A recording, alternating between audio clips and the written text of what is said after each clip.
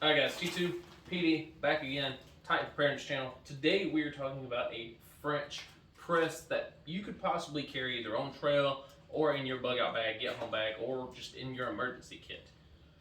We did a video sometime last year on different ways to make coffee. We had a GSI Java Drip, we had a GSI Coffee Rocket, we had a Stanley French press, you had a GSI French press. GSI French press. In the Stanley French press, I said I absolutely loved it because you could boil your water in it. It could be your cook pot if you were going to put it into your bag. The only negative I could find with it was that it was heavy. It is a big freaking French press made for like 4 or 5 cups of coffee. This is the Bestargot titanium French press. It is half the size of the Stanley, and with everything in it only weighs 7.7 ounces. It's 35 bucks on Amazon. So what are you getting for that 35 bucks? You're getting a 750 ml pot. They do recommend if you are doing up the French press portion that you only fill it up to the 16 ounce, which is 500 mils, but you do get a 24 ounce cup. It is titanium, it is lightweight. With just the cup and the French press, it weighs 7.7 ounces, but you can take the press off and just have a cup and a lid, and it only weighs 5.2 ounces, which is less than the Stanley. This pot comes with a bevel that you can hang over a fire. A lot of them don't have that anymore. So you can put your lid on it, hang it over a fire. Or it's got these little handles, so if it is on a fire, you can easily pull it off. French press and the lid, both of these are detachable. So this is simply a screw bolt system. You spin it, and it comes off. So now you can put this somewhere else in your bag or not even carry it if you don't want to, and you can have the lid and the bar still remaining. Other features is it does have graduated markings on the outside and on the inside so you can see them. I've done mention the bell. It does have a nice pour spout, and on top it does have 3 little holes that allow you to see when your water's boiling. But we're gonna make up this French press coffee. We're gonna see, is it worth it? Could this replace your Stanley? Could this replace your cook kit? Is it worth the 35 bucks that you're gonna pay for it? So let's make up some coffee and we'll go from there.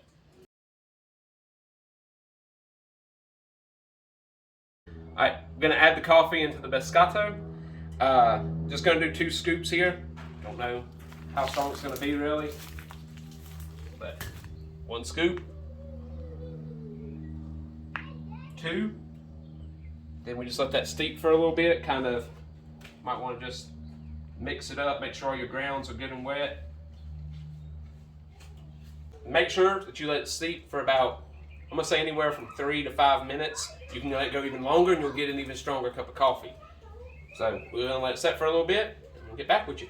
It's been about 2-3 minutes. I'm gonna go ahead and press it like Brian said. You got your lid and your actual French press. So what you want to do is make sure that French press gets in there good and even. Set your lid down, and then just ever so slowly start the press. Take your time with it. You don't want it to overflow. Alright, once you get down to the bottom, it'll bottom out. All your grounds should be forced down to the bottom. You should have nothing but good drinkable coffee at top.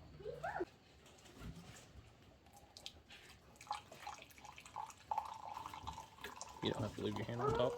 What is your name now? David. Alright guys, so we're going to be trying this Bestargot coffee press and seeing how it goes, seeing how it is. Not bad. No, it's not a bad cup of coffee. So we did use Folgers, just a medium roast Folgers on this. French pressing takes the bitterness out of stuff, and it's smooth. It's a smooth cup.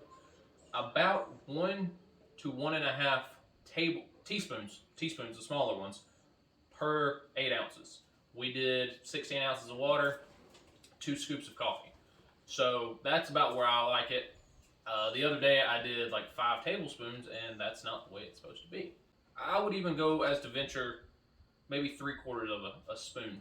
That would probably put it where I like it, but I think it tastes fine. Yeah, I was gonna say about a tablespoon would probably be for me. I like it just a little bit darker. That's nothing against though. This is everything to do with us with getting the ratio right. Yep. It's all about ratios when it comes to French press.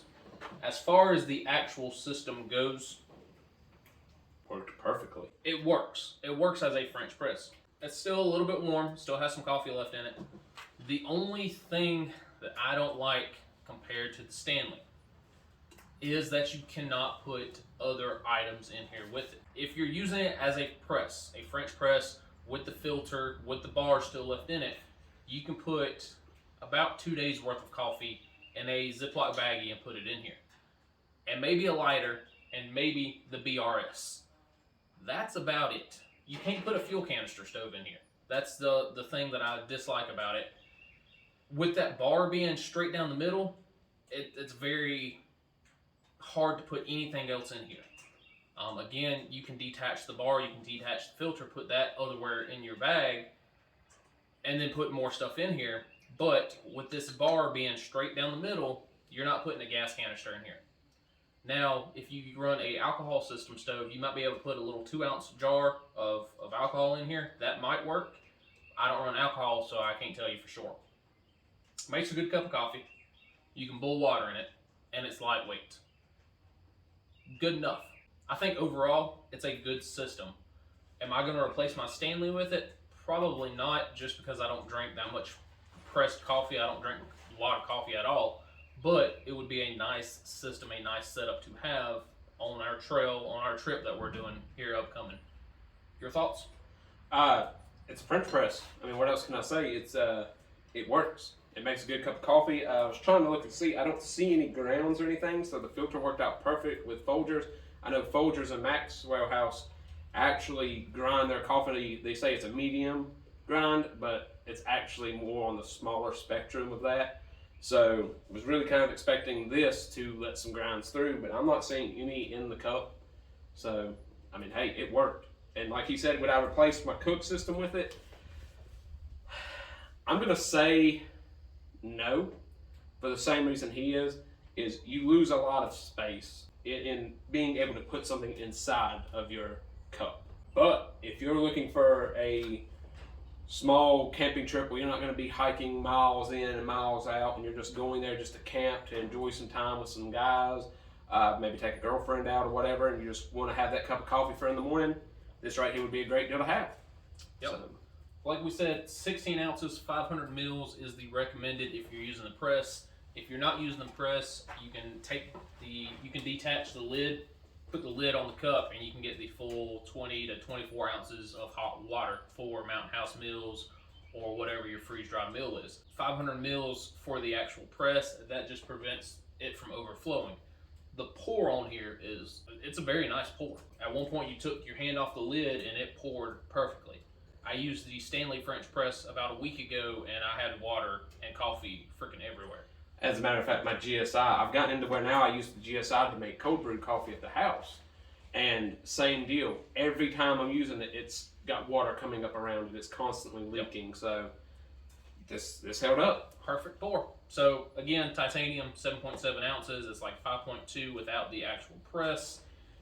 It does have a bevel, I think that's what you call, to place it over a fire. It works well with a cook system. You can't put a cook system in it. That's the only downside. So yeah, go check them out. Don't check them out. It doesn't matter to us. We don't get paid for them. So yeah, all right, that's all we got for today. T2 out. Later, y'all.